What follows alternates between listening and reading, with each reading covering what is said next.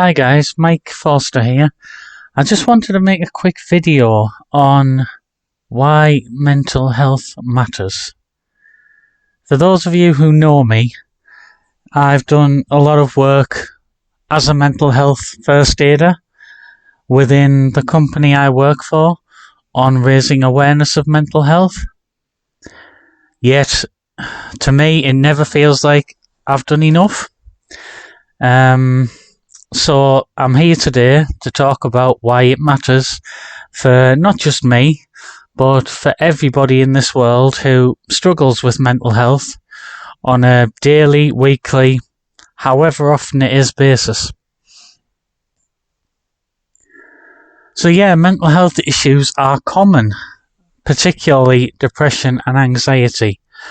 I believe depression is actually the most common illness across the world now. And, you know, it's no surprise. I read a lot of books about how the brain works, you know, and how anxiety works and how we feel. And if you look at how the world has progressed, how technology has progressed over the last 20 years, the internet, social media, there's a lot less pressure on us now to take in information, to make quick decisions, to be 100 miles an hour all the time. And to be honest, our brains haven't caught up with that yet. They can't process that quickly. And that does create issues in mental health. So yeah, they're very common these days. And, you know, mental health matters because, as we'll see in the next couple of bullet points, you know, people don't get treatment or they delay accessing treatment. And you don't need to be a genius to realise that it's because of the stigma. You know, it's still there.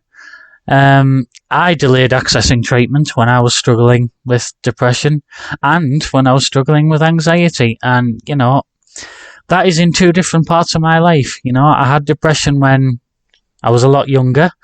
I was still, you know, a young adult, I guess. And I've even got anxiety problems to this day.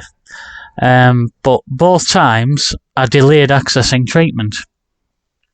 And that delay impacted upon my mental health, impacted upon my life, my lifestyle, where I could go, what I could do, my friendships, you know. And without those things, life isn't as much fun. You need your mental health. As I've just discussed there is a stigma there. You know, there's people out there, obviously the royal family are doing great things. Stephen Fry is an excellent advocate. He's been very honest about what he's gone through with mental health, and I applaud him for that because it's a very difficult thing to do, to be that honest. If you want to look into his story, you know, Google it, it will be there. But we need people to come out and talk about mental health. And again, that's why I'm doing this video. And that's why I do what I do at work. Because we need to get rid of that stigma. So why does mental health matter for businesses? Now, this is a big one for me.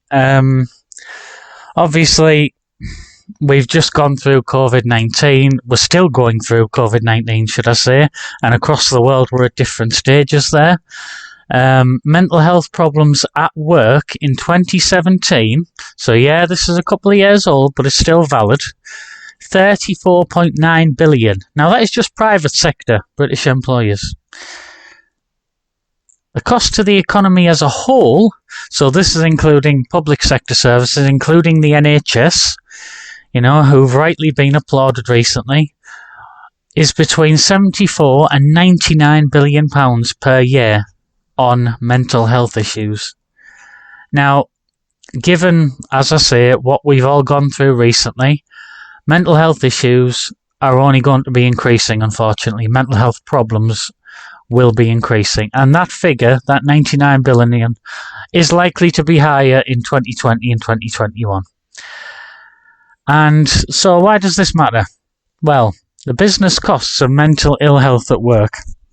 If you're a business owner, you're a manager, you're a line manager, any kind of person that looks after employees, supervisor even, and you look at these figures and see £21.2 billion on reduced productivity at work due to mental ill health. That is an extremely high amount of money, and essentially what that means is you're there in body but not in mind. And I think we can all attest to the fact that some days we go into work, we're there physically, but our mind is on other things. Perhaps it's family, perhaps it's friends. You know, it could be anything really. Worries, money worries, you know, debt, relationship problems. Maybe you're going through a divorce. Maybe you're going through moving house. All of these things can cause stress and worries. And the idea is, you look at these figures as a manager and you go, you know what, we really need to do something about that.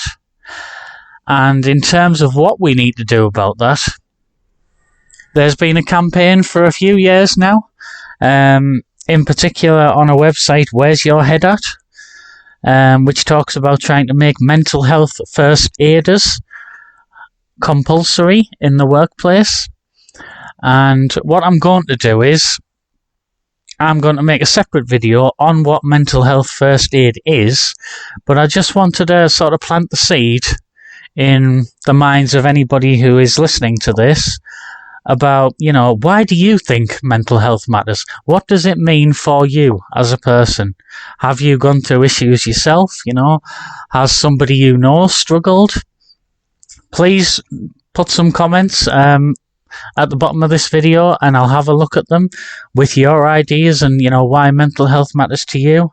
Because whether you're just an individual who's struggling or whether you're a business owner who's getting a lot of sickness due to mental health, it matters.